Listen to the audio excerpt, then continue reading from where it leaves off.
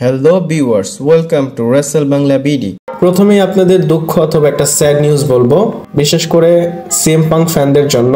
কিছু সময় আগে আমি রাত্রে দেখতে পেরেছি, মানে সিএম পাঙ্ক তার ইনস্টাগ্রামে জানিয়েছে যে তার যে প্রিয় কুকুর ল্যারি সে আর আমাদের মাঝে নেই।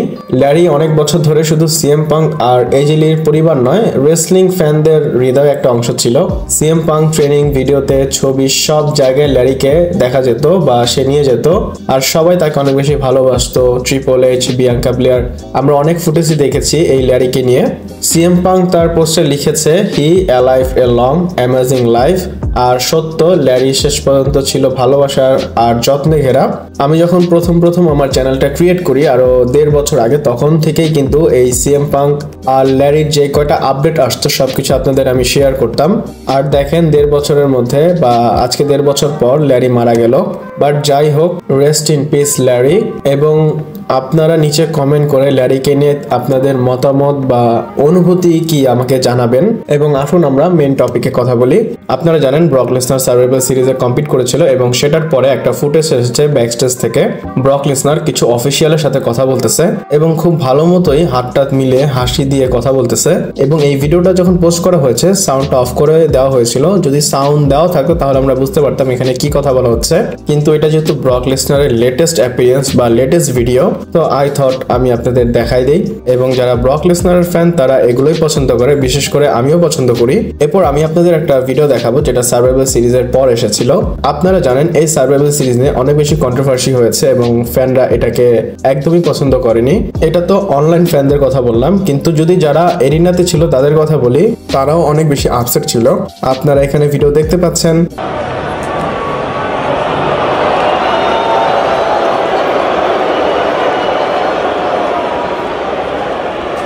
আপনারা এখানে শুনতে পারলেন ফ্যানরা চিয়ার না করে সবাইকে বু করতেছে। দেখেন এখানে Roman Reigns, corridor, CM punk সবাই ছিল, তাও সবাই মিলে এদেরকে বু করতেছে। আর এগুলো দেখে এটা একদম ক্লিয়ার যে ডাব্লিউডাব্লিউ বলার জন্য বলে যে অনলাইন ফ্যান আমাদের ক্রিটিসাইজ করে, আমরা কিন্তু অন গ্রাউন্ডেও দেখলাম ফ্যানরা তাদেরকে বু করতেছে বা ক্রিটিসাইজ করতেছে। এখনো ডাব্লিউডাব্লিউর উচিত ভালো হওয়া, না হলে একটা সময় গিয়ে ডাব্লিউডাব্লিউ অনেক নিচে নেমে যাবে। আর অলরেডি তো রেড জোনে আছে। আপনাদের কি মনে হয় আমাকে কমেন্ট করে জানাতে পারেন। এরপর রোমান রেন্সের বিষয় বলবো। এবং রোমান রেন্স আবার ব্রেক নিয়েছে ডাব্লিউডাব্লিউ থেকে। আর রোমান রেন্সের কিন্তু এই বছরের কাজ শেষ, আমরা রোমান রেন্সকে পরের বছর দেখতে পারবো। রিপোর্ট জানা গিয়েছে রোমান রেন্স রয়্যাল রাম্বলের আগে আসবে, কারণ রয়্যাল রাম্বল সৌদি আরবেতে হবে। সেটার বিষয়ে কথা বলবো, কিন্তু আপাতত রোমান রেন্স টাইম অফ নিয়েছে, সেটা আপনাদের জানিয়ে দিলাম। এরপর জেউসের বিষয় বলবো। আর আমরা কিন্তু দেখেছি জেউসো মানডে নাইট রতে আউটরেস দেখিয়েছে, মানে সে তার ক্যারেক্টারে থেকে করেছে, কিন্তু সে অন ক্যারেক্টারও এই জিনিসটা করেছে। আপনারা জানেন এখন ডাব্লিউডাব্লিউ যে সুপারস্টার আছে তারা এমন না যে ফ্যানদের সাথে ভালো সম্পর্ক রাখে। যদি রিয়া রিপ্লির কথা বলি, সিএম পাঙ্কের কথা বলি, তাদের অনেক সমস্যা হয় যদি ফ্যানরা তাদের সাথে ছবি তুলতে চায়। তো এইরকম একটা ইনস্টাগ্রাম স্টোরি জেউসও দিয়েছে। আপনারা এখানে দেখতে পাচ্ছেন, if you see me in public place please don't walk up and poke me or touch me, how many stranger poke your ass in a day, about 38 for me. জেউসও বলতেছে যদি আমাকে তোমরা পাবলিকে দেখো প্লিজ আমার সাথে এসে কথা বলবা না, আমাকে খোঁচা দিবা না। এবং সে নিজেকে যে ধরবে, মানে ফ্যানরা যেন না ধরে সেটাও বলেছে।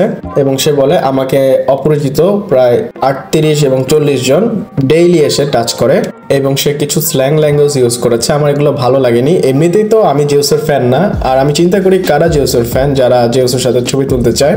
আর একটা জিনিস মানতে হবে, যদি আপনি ফেমাস হন আপনার সাথে ছবি তুলবেই, তো এতে প্রবলেম কি? এইটা একটা নর্মাল জিনিস। অনেক ফ্যান আছে যারা লাইফে একবারই হয়তো দেখে, তাদের সাথে একটা ছবি তুলতে চায়, এটা তুললেই হয়। একটা সময় দেখেন আন্ডারটেকার এই কাজটা করতো, সবার সাথে ছবি তুলতো, স্টোন কোল্ড তুলতো, জন সিনা তুলতো, কিন্তু এখন রিয়া রিপ্লি, সিএম পাঙ্ক, জেউসো এদের অনেক ভাব, এরা কারোর সাথে ছবি তুলতে চায় না, এদের অনেক সমস্যা হয়। আমি তো আমার মতামত দিলাম, আপনাদের মতামত কি আমাকে জানাতে পারেন। এরপর বলবো মানডে নাইট রতে সিএম পাঙ্কের একটা ম্যাচ কনফার্ম করা হয়েছে। সিএম পাঙ্ক এবং ব্রন বেকারের ম্যাচ অ্যানাউন্স করা হয়েছে এবং এটা পল হেমেন করেছে। জানুয়ারির 5 তারিখে যে মানডে নাইট রটা হবে সেখানে আপনারা চ্যাম্পিয়নশিপের জন্য ম্যাচ দেখবেন, ব্রন বেকার ভার্সেস সিএম পাঙ্কের। এবং এই ম্যাচটা কিন্তু ওয়ার্ল্ড হেভিওয়েট চ্যাম্পিয়নশিপের জন্য হবে। এবং বছরের শুরুতে ডাব্লিউডাব্লিউ যে শোটা হয় সেটা কিন্তু অনেক বেশি ইম্পর্টেন্ট হয়, মানে এক প্রকার তারা এটা সিজন প্রিমিয়ার হিসাবে দেখে। তো এইখানে সিএম পাঙ্ক তার টাইটেলটা ডিফেন্ড করবে ব্রন বেকারের এগেনস্টে। এরপর জেকাব ফটোর বিষয় বলবো। আর জেকাব ফটোর ইনজুরির জন্য ডাব্লিউডাব্লিউ থেকে সে অনেকদিন অ্যাবসেন্ট ছিল এবং পিডব্লিউ ইনসাইডারের আপডেট তারা বলতেছে জেকাব ফটো খুবই তাড়াতাড়ি রিটার্ন করবে এবং তার যে ইনজুরি সেটা রিকভার হয়ে গিয়েছে। মেইনলি কিন্তু আপনারা জানেন ওয়ার গেম ম্যাচে জেকাব ফটো থাকার কথা ছিল, তার জায়গাটা কোডি রোডস নিয়েছে। আমার মনে হয় তাকে এই বছর রিটার্ন করাবে না, জানুয়ারিতে তাকে রিটার্ন করাবে। আর রয়্যাল রাম্বলের আগে সে তো ডাব্লিউডাব্লিউতে চলেই আসবে। এরপর জন সিনার বিষয় বলবো। আর জন সিনার রিটায়ারমেন্টের পরেও জন সিনাকে অ্যাডভার্টাইজ করা হয়েছে। আপনারা জানেন জন সিনা বাংলাদেশের সময় 14 তারিখে রিটায়ার হবে, মানে এই ডিসেম্বরের 14 তারিখে। কিন্তু তারপরেও ডাব্লিউডাব্লিউ তাকে অ্যাডভার্টাইজ করেছে। জন সিনাকে রেসলম্যানিয়ার পরে যে মানডে নাইট রটা হবে সেটার জন্য ডাব্লিউডাব্লিউ অ্যাডভার্টাইজ করে দিয়েছে। আপনারা হয়তো স্ক্রিনে দেখতেও পেরেছেন বা দেখতে পাচ্ছেন। এপ্রিলের 21 তারিখে যে রটা হবে আফটার রেসলম্যানিয়া সেটার জন্য ডাব্লিউডাব্লিউ তাকে অ্যানাউন্স করে দিয়েছে। আপনাদের হয়তো প্রশ্ন হচ্ছে জন সিনাকে কেন অ্যানাউন্স করা হচ্ছে, সে তো অলরেডি রিটায়ারই হয়ে যাবে। কিন্তু জন সিনা বলেছে আমি অ্যাজ এ রেসলার আর কখনো ডাব্লিউডাব্লিউ রিং এ থাকবো না, কিন্তু অ্যাজ এ জন সিনা মানে ডাব্লিউডাব্লিউ জন সিনা হিসেবে সে আসতে পারে। এমন হতে পারে সে হল অফ ফেমের জন্য আসলো বা অন্য কোনো কারণেও আসতে পারে। এরপর ব্রক লেসনারের বিষয় বলবো। আর আবারও ব্রক লেসনারের ফ্যানদের জন্য আপডেট এটা। ব্রক লেসনারের ফিউচার কি আপনারা জানেন, ওয়ার গেম ম্যাচে সে ভালোই একটা কম্পিট করেছে বা ম্যাচ করেছে। তো আমি যদি তার নেক্সট মুভ কি বলি, আমি বলবো ব্রক লেসনার অফ নিবে। রয়্যাল রাম্বলের সময় সে আসবে বা রয়্যাল রাম্বলের 2-3 সপ্তাহ আগে সে রিটার্ন করবে। এছাড়াও রয়্যাল রাম্বল এবং রেসলম্যানিয়াতে ডেফিনেটলি সে থাকবে। কিন্তু যারা ব্রক লেসনারের জন্য ওয়েট করতেছেন তাদের আরো ওয়েট করতে হবে, কারণ এই বছর রোমান রেইন্সের মতো ব্রক লেসনারও টাইম অফ নিয়েছে বা নিবে। এরপর নেক্সট অ্যান্ড ফাইনাল হিস্ট্রি, আর এটা রেসলম্যানিয়ার মেইন ইভেন্ট নিয়ে। এবং আপনাদের রিপোর্ট বলার আগে বলবো প্লিজ চ্যানেলটাকে সাবস্ক্রাইব করেন। 1 টাকাও খরচ হবে না, জাস্ট একটা বাটন ক্লিক করবেন, চ্যানেল সাবস্ক্রাইব হয়ে যাবে। তো রেসলম্যানিয়ার কথা যদি বলি, এটার মেইন ইভেন্ট কি সেটা নাইট 1 এবং নাইট 2 দুইটাই আপনাদের বলবো। এখানে আপনারা দেখতে পাচ্ছেন ডেভ বেনিসর বলতেছে ডাব্লিউডাব্লিউ যে কারেন্ট প্ল্যান ওয়ার্ল্ড টাইটেলের জন্য রেসলম্যানিয়া 42 এর, সেটা হচ্ছে প্রথমে কোডি রোডস ভার্সেস সিএম পাঙ্কের 3 নাম্বার ম্যাচ মানে ফাইনাল ম্যাচ, আর দ্বিতীয় হচ্ছে সিএম পাঙ্ক ভার্সেস ব্রন বেকারের ম্যাচ, আর দুইটাই টাইটেলের জন্য হবে।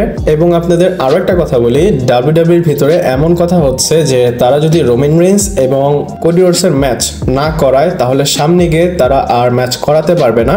এটা কেন চিন্তা করতেছে ডাব্লিউডাব্লিউ আপনাদের ব্যাখ্যা করে বলি। রোমান রেইন্স এবং কোডি রোডস দুইজনকে একদমই পছন্দ করে না, মানে রিয়েল লাইফেও কেউ কাউকে দেখতে পারে না। তো ডাব্লিউডাব্লিউ অফিসিয়ালরা মনে করতেছে যদি রেসলম্যানিয়া 42 তে এটা করাতে পারি তাহলে ডাব্লিউডাব্লিউর জন্য বেটার। আপনারা জানেন রোমান রেইন্সের কাছে কন্ট্রোল আছে, কোডির কাছেও কন্ট্রোল আছে। তারা যদি সামনে গিয়ে বলে না আমরা এই ম্যাচ করতে চাই না, তাহলে কিন্তু এই ম্যাচটা হবে না। এবং আপনাদের আরো একটা কথা বলি, সার্ভাইভাল সিরিজ হওয়ার আগে রোমান রেইন্স এবং কোডি রোডসের মিটিং হয়েছে মানে ডাব্লিউডাব্লিউর অফিসিয়ালদের সাথে, এবং তাদের যে ম্যাচ হবে এখানে কে জিতবে কে হারবে সবকিছু ডিসাইড হয়ে গিয়েছে। এবং বলা হচ্ছে রোমান রেইন্স নিজে থেকে ফেস করতে চায় কোডি রোডসকে।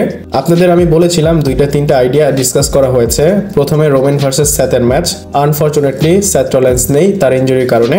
তারপরে কিন্তু 2 নম্বরে রোমান রেইন্স ভার্সেস ব্রন বেকারের ম্যাচ করাতে চেয়েছিল ডাব্লিউডাব্লিউ, এবং 3 নাম্বার কোডি রোডস ভার্সেস পাঙ্কের ম্যাচ। এগুলো কিন্তু পিচ করা হয়েছিল, কিন্তু রোমান রেইন্স নিজেই সামনে থেকে এসে বলেছে আমি কোডিকে ফেস করতে চাই। এখানে কিন্তু রোমান রেইন্স তার যে ম্যাচ সেটা সুইচ করে দিয়েছে, কোডিকে নিয়ে আসছে তার সাথে আর ব্রন বেকারকে দিয়েছে সিএম পাঙ্কের সাথে। আর এখানে কিন্তু রোমান রেইন্স অনেক বেশি ইন্টারেস্টেড কোডিকে ফেস করার জন্য।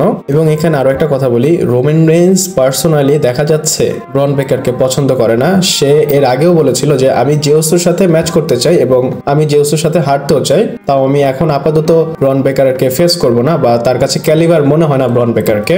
আর ডাব্লিউডাব্লিউ যদি কোডি এবং রোমান রেইন্সের ম্যাচ করায় তাহলে আপনারা একদম ক্লিয়ার হবেন এটা রোমান রেইন্সের প্ল্যান বা রোমান রেইন্সের ইচ্ছা।